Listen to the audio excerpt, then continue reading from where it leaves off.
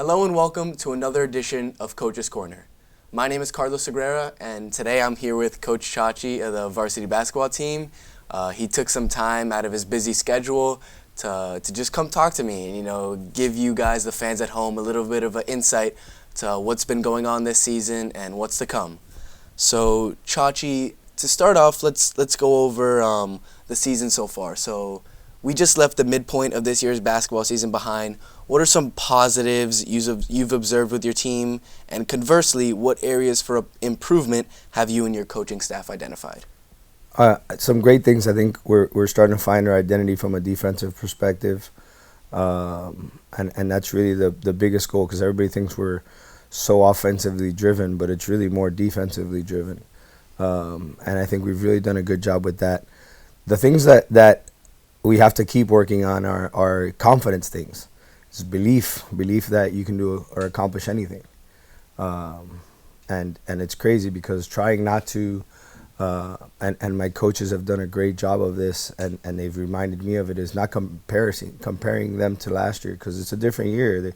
This is their own memories, their own opportunities. And that's really getting past the fact that, yes, man, it is possible. Some of you guys were on a team that experienced the impossible, right? And that, to me, is bigger than anything else for development for us. Yeah, it's important for the guys to be able to find their own identity on the court. And obviously, there's been a lot of pressure on this team because of that state championship victory last year. So, I can see it on the court.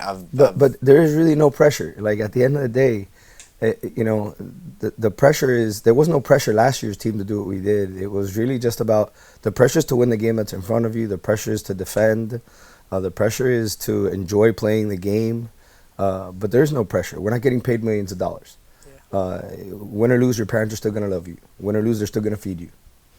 So that's what the thing is that's probably the part of the pressure or the confidence thing. It's you're just playing basketball, and just have fun. No one's getting fired because they didn't win a game, or they're not getting fed tonight, or mom and dad are taking away your phone because you lost, Yeah, but I definitely see that defensive identity on the court, and I feel like having that grittiness, that toughness is really important, especially because you guys are not the biggest team in your division in Miami, and you have to show that toughness, that grittiness against all the bigger teams, especially teams like Miami High that you guys play tomorrow, a really big team. But going back a couple of days to Tuesday night's game against Southridge, your team faced an 18-point deficit in the second quarter. Could you tell us what contributed to falling back early, and how did you guys manage to turn things around for the comeback victory? Well, again, our whole identity has been that we've tried to find is we've got to defend first.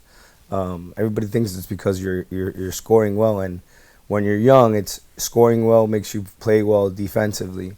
But as you get older, you have to do well defensively, regardless of whether you're scoring well or not. And we didn't, and to their credit, they moved the ball very well, and they did a great job of finding open people. And I didn't think played with the sense of urgency that we needed to.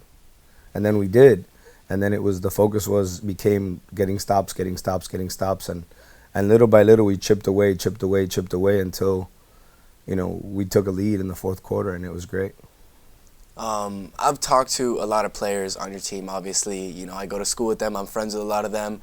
And a lot of them are looking more towards the future in the schedule. And these next 5 games that you guys have are all against really tough teams. The next 5 teams all have the same record or higher record than you guys, currently standing at 9-4. So how do you guys plan to play up to the level of these teams that maybe you haven't experienced so far in the season? And what decisions do you think you and your staff can make to maximize the team's chances of coming out victorious from this 5-game stretch? Playing together is always our thing. And I say this to them all the time. It doesn't matter who it says we're playing. We're not playing them. They're playing us. And our mentality has to be, you could play, Mainland High School, who was very good, who we beat.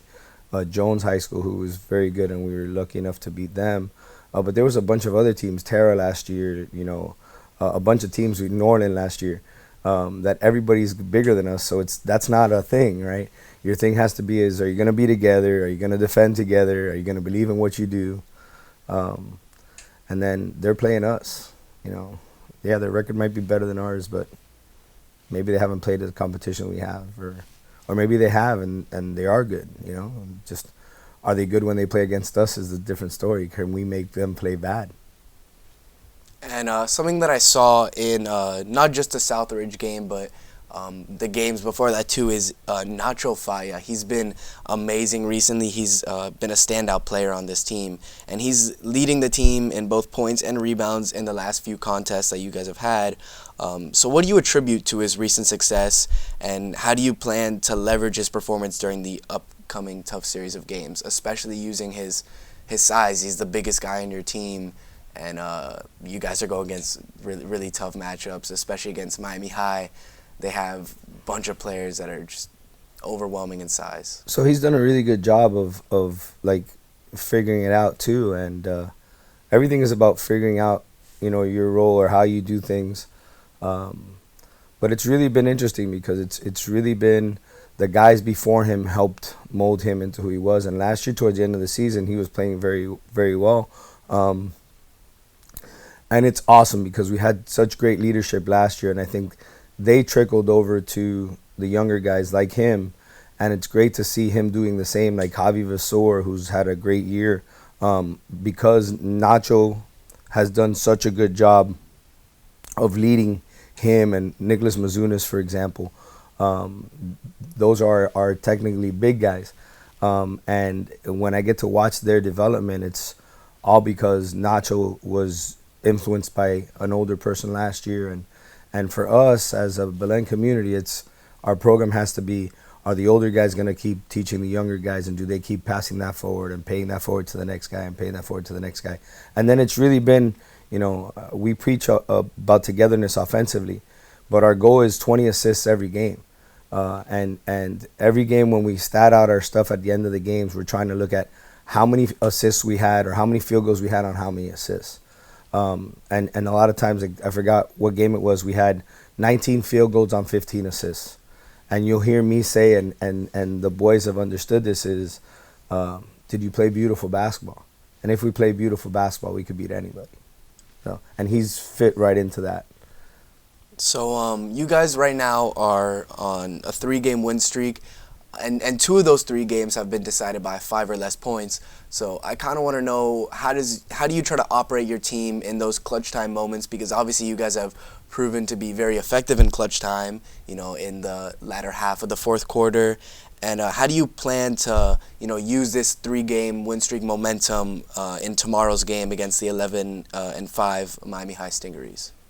Well, it's always good to be winning, but it's always good to see what you did wrong, because that's how you're gonna learn what you didn't do correctly. So usually after every game, we watch film on the game we just played, so we can see what we did wrong, how we turned the ball over, how maybe, you know, we didn't play as good a defense as we could have, and then we prep for the next team, and it's basically saying, okay, what can we take away from them, and what are they gonna try to take away from us? My coaching staff and all of the guys that have come into our coaching staff do such a great job, and we scout everybody we play, and our program probably watches more film than anybody else in the country. We teach kids how to watch film in 6th grade, and they're watching film 6th grade, 7th grade, 8th grade, 9th grade, and by the time they get it, they understand what they're looking. They're not just watching it for entertainment purposes; they're watching it for knowledge purposes. And we'll take that. We'll take the how have we won, like the game against Southridge yesterday. We watched the last 4 minutes of the game to see what we did well during that time and what we didn't do well during that time. Because it wasn't all roses. We didn't do amazing during that time. We made some dumb things happen as well. They just, you know, made more mistakes than we did down the stretch. And, you know, we played a really good hungry slam team in a tournament, and we lost in double overtime. But you hope that those experiences help you, you know, have a 4th game winning streak, a 5th game winning streak. And we may not. You know, you're going to lose some games. This isn't going to be, you're not going undefeated, you know. How you bounce back from those games. And every game is its own game. Nothing of what you did before really focuses you on the next one. If you think about, oh man, our 3-game winning streak might come to an end. Well, there's a whole game you had to play before that happens, you know?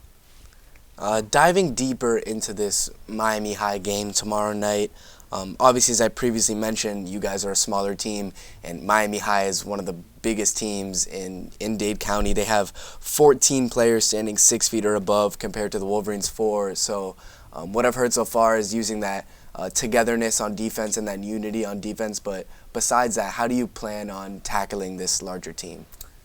So we can't grow.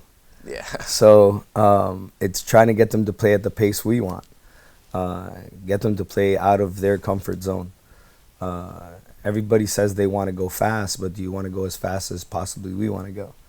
And how comfortable are you playing fast? Do you play? Are you accustomed to playing fast? Because if you're not, you're going to make quick decisions that aren't going to be the decisions you're used to making. So that for us is basically it, you know.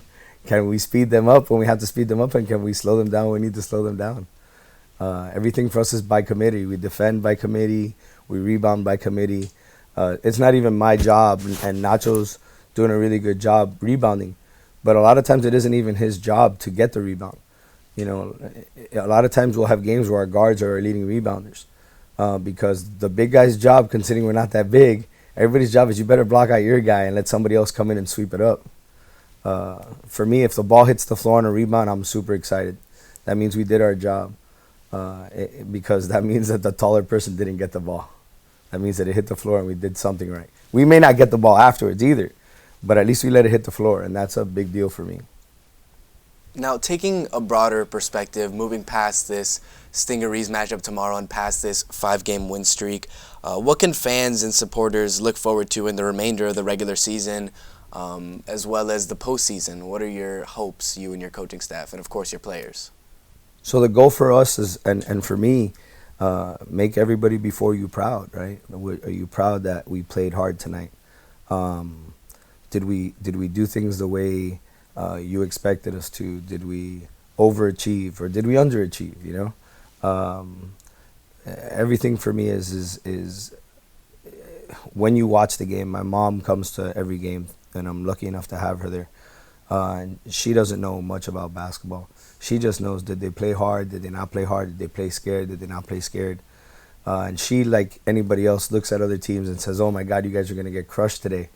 But she also says that based on appearance. And then during the game, she's like, but I knew you could win.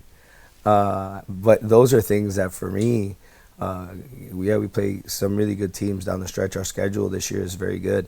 And our strength of schedule is very good as well. But how we're going to finish off the season, I just hope we make the people proud, you know, the people before us, our former players that still talk to a lot of these guys. Are they proud of the efforts that we've had and how we've played basketball? Well, Coach, that's all for today's interview. I want to thank you again for coming out. Best of luck in the game tomorrow night. And for everybody at home, thank you so much for watching. And please come to the game tomorrow. It's going to be a great time, a great way to spend a Friday night. And that's going to be all for today. I'm Carlos Aguilera. Thank you very much for watching.